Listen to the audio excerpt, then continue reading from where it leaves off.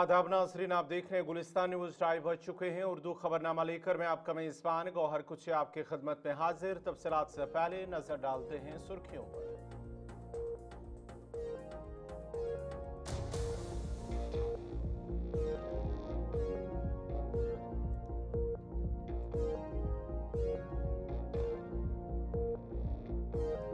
रियासती दर्जे की बहाली पर हुकूमत ने कदम न उठाया तो अदालत को खुद कार्रवाई करना होगी। उमर अब्दुल्ला का बयान।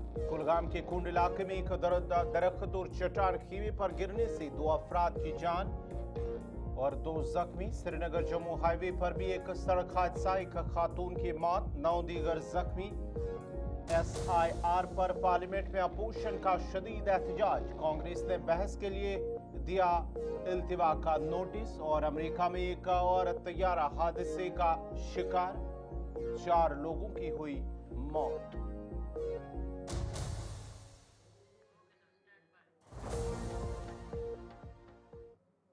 और अब पेश खबरों की तफसील। सबसे पहले बड़ी खबर जम्मू कश्मीर के हवाले से, जहां पर जम्मू कश्मीर के वज़ीर आला उमर अब्दुल्ला ने 40 MPs को खत लिखा है मुख्तलिफ सियासी जमातों के, और कहा है कि रियासती दर्जे की बहाली को लेकर जम्मू कश्मीर के जो लोग हैं वो काफ़ी अरसे से इंतज़ार कर रहे हैं, गुज़िस्ता 6 सालों से इंतज़ार कर रहे हैं। और उन्होंने 40 सियासी जमातों को खत लिखा है और ऐवान में रमा सेशन में ही बिल लाने पर खत की भी अपील की है। बड़ी और अहम खबर आपको बताते चले कि जम्मू कश्मीर के वज़ीर आला उमर अब्दुल्ला ने कहा कि अगर हुकूमत अदालत की समाअत के बाद फौरी तौर पर इकदाम न करती तो फिर खुद अदालत को ही कार्रवाई करना पड़ेगी।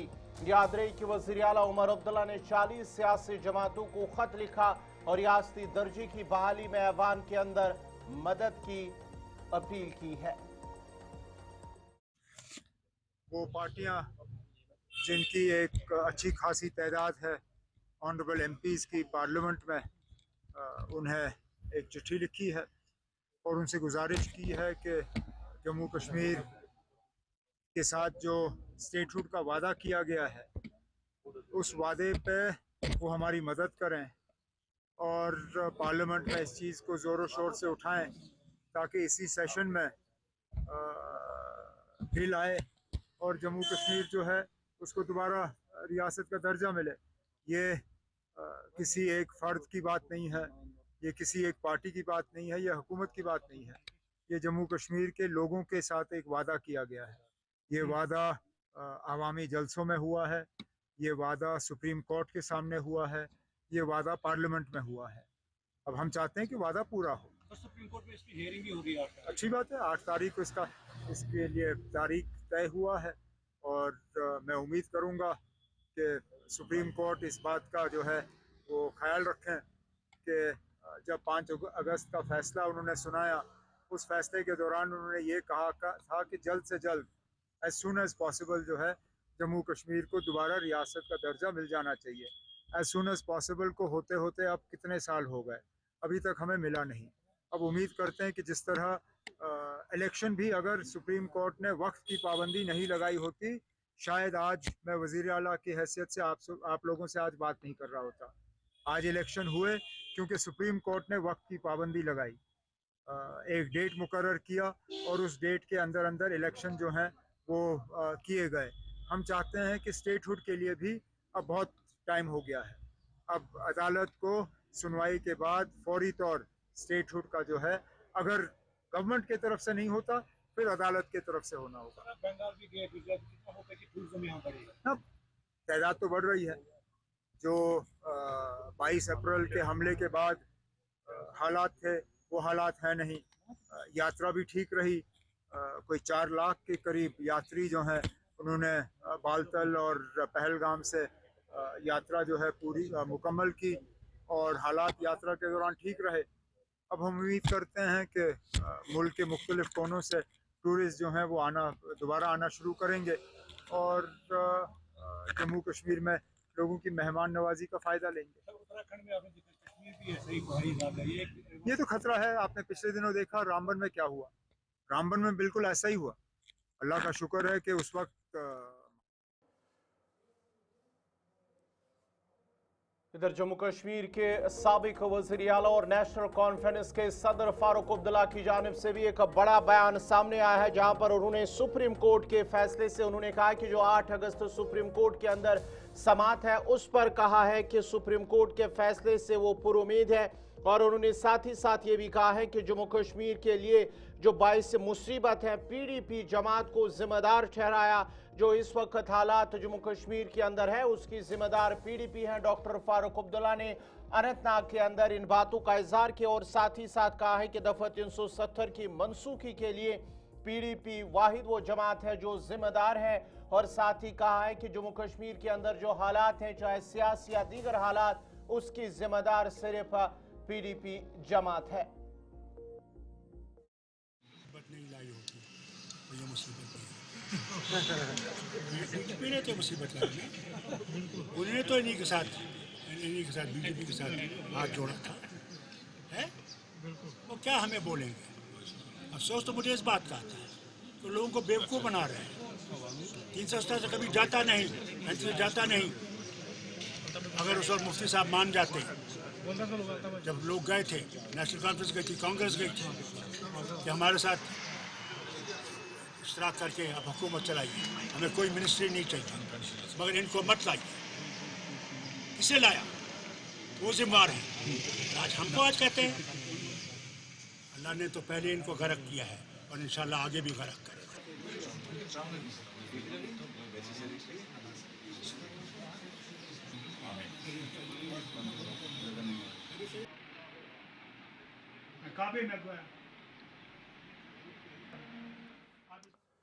तो नाजरीन सीधा हम अब मुरादाबाद चलते हैं, जहां पर उत्तर प्रदेश के वजीर आला क्या कुछ कह रहे हैं, देखते हैं।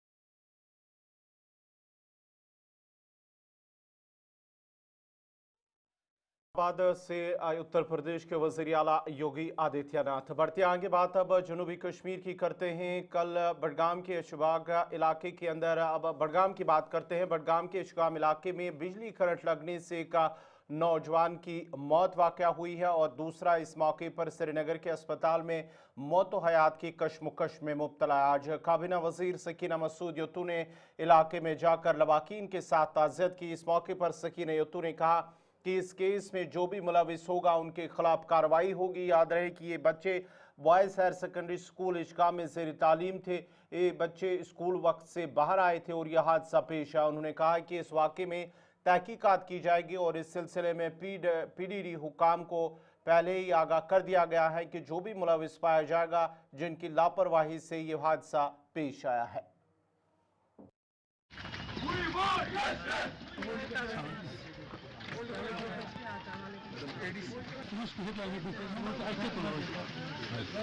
हम इनके इस बड़े टाइम में मुश्किल टाइम है वो यही जानते हैं, उसका तो कोई मुकाबला मुतबादिल नहीं कर सकते हैं। लेकिन जो ये इंसिडेंट हुआ है ये इंसिडेंट नहीं होना चाहिए। बदकिस्मती है कि हो गया। चाहे अगर स्कूल टाइमिंग के दौरान बच्चे बाहर चले गए नहीं जाने चाहिए।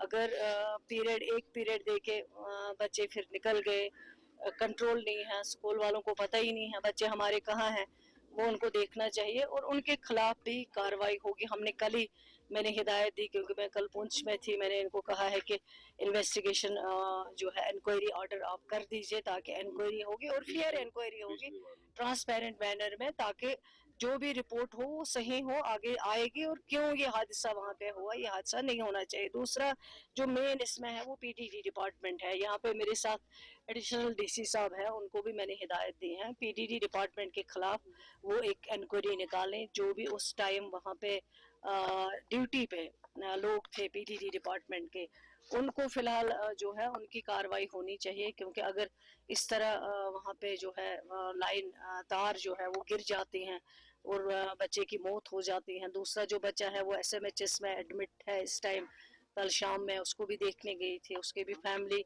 इतने ज़्यादा डिस्टर्ब हैं वो लोग भी। तो ये सब चीज़ें नहीं होनी चाहिए। बदकिस्मती है कि ये जो जान यहाँ पे ज़ाया हुई है, तो इसमें तहकीकात होगी इंशाल्लाह। जो भी मुलवस होगा मैंने फैमिली से भी कहा है कि जो भी जिसके खिलाफ ये इन्वेस्टिगेशन होगा और इन्वेस्टिगेशन में जो भी सामने रिपोर्ट आएगी, जो भी मुलवस होगा उसके खिलाफ कार्रवाई होगी, चाहे वो एजुकेशन डिपार्टमेंट का कोई मुलाजिम हो, चाहे वो पीडीडी डिपार्टमेंट का मुलाजिम हो, चाहे कोई और होगा, उसके खिलाफ कार्रवाई होगी।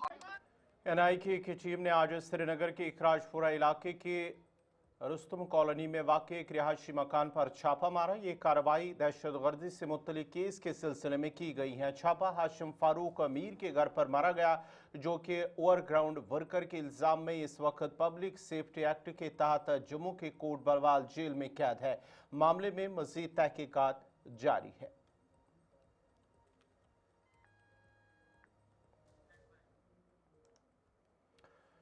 इधर श्रीनगर के बाद अब जनूबी जिला पुलवामा में भी सड़ा हुआ गोश्त जब्त किया गया है। काकपुरा पुलिस ने फूड सेफ्टी डिपार्टमेंट के साथ मिलकर ललहारा काकपुरा में कम से कम 350 किलोग्राम सड़ा हुआ और गैर मयारी गोश्त जब्त करके जाया कर दिया है, जो पांपोर हाईवे के करीब पाया गया था। फूड सेफ्टी डिपार्टमेंट ने अपनी कार्रवाई में तेजी लाते हुए खबरदार किया कि इस किस्म के गोश्त की खरीदो फरोख्त में मुलविस अफराद के खिलाफ सख्त कार्रवाई की जाएगी और उन पर भारी जुर्माना और सजा आयद की जाएगी। याद रहे कि इससे पहले श्रीनगर के अंदर भी फूड सेफ्टी डिपार्टमेंट ने 1200 किलोग्राम सड़ा हुआ और गैर मयारी गोश्त जब्त किया था, जिसे बाद में जाया कर दिया गया था।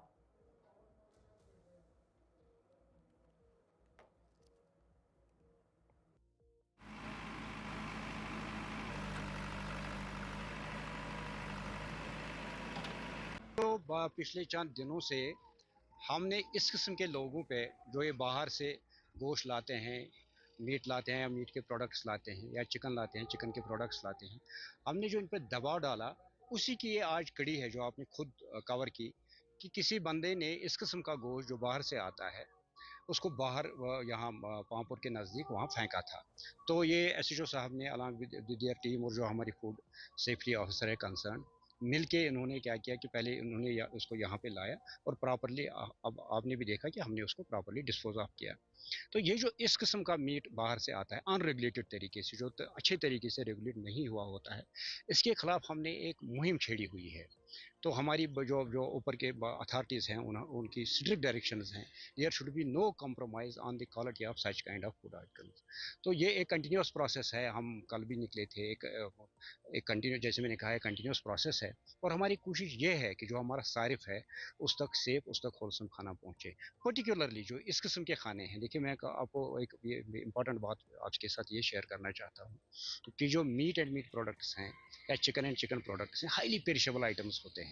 अगर हम इनको प्रॉपर टेम्परेचर कंट्रोल सिस्टम में नहीं रखेंगे, -18 का जो टेम्परेचर है उसमें नहीं रखेंगे, उसका जो आसपास चाहे कोई 90 रखे, -20 रखे, उस टेम्परेचर में नहीं रखेगा, तो ये जो इस किस्म के आइटम्स हैं, फूड आइटम्स हैं, ये ख़राब हो सकते हैं, तब ये हमारी सेहत के लिए मुज़र बन सकते हैं। तो मेरी गुजारिश रहेगी जो इस किस्म का कारोबार करते हैं कि ये रेगुलेटेड तरीके से, अच्छे तरीके से ये काम करें, वरना जो हमने मुहिम छेड़ी हुई है इनका भी यही अंजाम होगा खुद ब खुद। एक तो ये है कि जब हम इनको पकड़ेंगे और इसमें भी हम तहकीकात करेंगे, we will see which party is connected to this kind of a trade. हम इसमें तहकीकात में भी SHO साहब से बात कर रहा था, हम इसमें तहकीकात करेंगे, जो भी इसमें मुलव्वस होगा उसके खिलाफ हम कार्रवाई करेंगे। उसके साथ साथ जितने भी लोग इस किस्म का कारोबार कर रहे हैं, अगर उन्होंने रेगुलेट अच्छे तरीके से, साफ सुथरे तरीके से और हमें ये सर्टिफिकेट दी, लाइसेंस दी, जो भी हमें डॉक्यूमेंट्स चाहिए, हालांकि कुछ डॉक्यूमेंट्स उन्होंने प्रोवाइड किए हुए हैं ऑलरेडी, मगर वो हम मुतमईन नहीं हैं। आपने खुद देखा होगा जो पिछले दिनों हमने जो कंसाइनमेंट सीज की और उसको डिस्ट्रॉय किया, उसी तरीके का ये भी मीट है। ना कोई इसमें लेबल है, ना कोई इसमें यह है कि किसने वहां से लाया या क्या है इसमें। तो जो इस किस्म का मीट होगा, we will seize that and then we will properly dispose of that. Not only that, we will seize that. जो भी कनेक्टेड पार्टीज होंगे उनके खिलाफ हम PWD RNB कुपवारा के SC इंजीनियर इसाक मोहम्मद बेग ने आज बखी खीर पुल के तामीराती मकाम का तफसीली मुआयना किया और जारी कामकाज का जायजा लिया। ये एक अहम मनसूबा है जो हंदवारा डिवीजन के तहत तकरीबन 9 करोड़ रुपए की लागत से तामीर किया जा रहा है। इस मौके पर इंजीनियर बेग ने कहा है कि जिला कुपवारा में पुलों की तामीर का काम तेजी से जारी है। उन्होंने बताया है कि CNT प्रोग्राम के तहत तकरीबन 80% मैग्नेमाइजेशन का काम मुकम्मल हो चुका है, जबकि सड़कों की तरक्की और तामीर के कई दीगर मंसूबे भी जारी हैं ताकि खत्ते में बुनियादी ढांचे को मजबूत बनाया जा सके और राब्ता निज़ाम को बेहतर किया जा सके। उन्होंने बकी खीर पुल की बरवक्त तकमील पर जोर देते हुए कहा कि मंसूबा मुकम्मल होने के बाद ये मकामी इंफ्रास्ट्रक्चर में नुमाया इजाफा करेगा और हज़ारों रिहायशियों को आमदरफ्त में बड़ी सहूलियत फराहम करेगा। मुआयने के दौरान उनके हमरा एग्जीक्यूटिव इंजीनियर RNB हंदवारा और दीगर अफसरान भी मौजूद थे। यहाँ पे बहुत अच्छे से चल रहा है। थोड़ी सी एक टेक्निकल इशू था, वो भी हम एक्शन साहब भी हैं, डबली साहब भी हैं, हमने वो मिलकर रिजॉल्व किया आज। तो काम वैसे भी रुका हुआ नहीं था, काम अच्छी शिद्दत से चल रहा है। तो इंशाल्लाह कॉन्ट्रैक्टर का जैसे हम प्रोग्रेस देख रहे हैं, बहुत अच्छी प्रोग्रेस है। जो टाइम ऑफ कंप्लीशन है उससे पहले ये काम फिनिश करेगी। मुझे लगता है और 1 साल लगेगा ब्रिज को थ्रू करने। बिल्कुल। तो बहुत सारे ब्रिजेस भी फंडिंग इशू होता है, लैंड डिस्प्यूट होता है, वो हर एक ब्रिज में अलग अलग इशू है। इस ब्रिज में हमें कोई इशू नहीं है, ब्रिज अच्छे से चल रहा है। टाइम ऑफ कंप्लीशन से पहले ही ये डिलीवर होगा इंशाल्लाह। मंगस रोड में हमारा मैकडम तकरीबन 16-17 किलोमीटर आज हुआ है और काम जोरों से चल रहा है। इस साल हमारा टारगेट तकरीबन 29 किलोमीटर है, वो हम अचीव कर लेंगे। 20 में करेगा कॉन्ट्रैक्टर, हाँ वो पैच ठीक करेंगे। और इस वक्त हर एक डिवीजन में हम मैग्नेटाइजेशन काम जोरों से चल रहा है। पीक टाइम है, CNT ऑलमोस्ट 70-80% फिनिश हुआ है। और सालाना अमरनाथ यात्रा को अगरचे मौसम के पेश नज़र वक्त से पहले ही रोक दिया गया, वहीं इस साल की यात्रा में करीब 4 लाख यात्रियों ने मुकद्दस गुफा के दर्शन किए हैं। लेफ्टिनेंट गवर्नर की क़यादत वाली इंतजामिया, deputy commissioner Ganderbal police nodal officer Shahid Chaudhary और दीगर फोर्सेस की खदमात से इस साल की यात्रा को कामयाब बनाया गया और पुरअमन तरीके से वो इख्तिताम भी हुई। लंगर मालिकान ने सिविल इंतजामिया की मौसर इंतजामात और फराहम करदा सहूलियात पर इजहार तशक्कुर किया और कहा कि उनकी बदौलत वो ज़ायरीन की खदमत बेहतर अंदाज में अंजाम दे सके। सफाई सुथराई से लेकर सिक्योरिटी और लॉजिस्टिक तक तमाम पहलुओं को नहायत महारत के साथ संभाला गया। ज़ायरीन और मकामी लोगों ने डिप्टी कमिश्नर गांदरबल के कलीदी किरदार को भी सराहा, जिनकी बरवक्त निगरानी ने महकमों के दरमियान बेहतर राब्ता, मसाइल का फौरी हल और यात्रा के दौरान खुश आइन माहौल को यकीनी बनाया।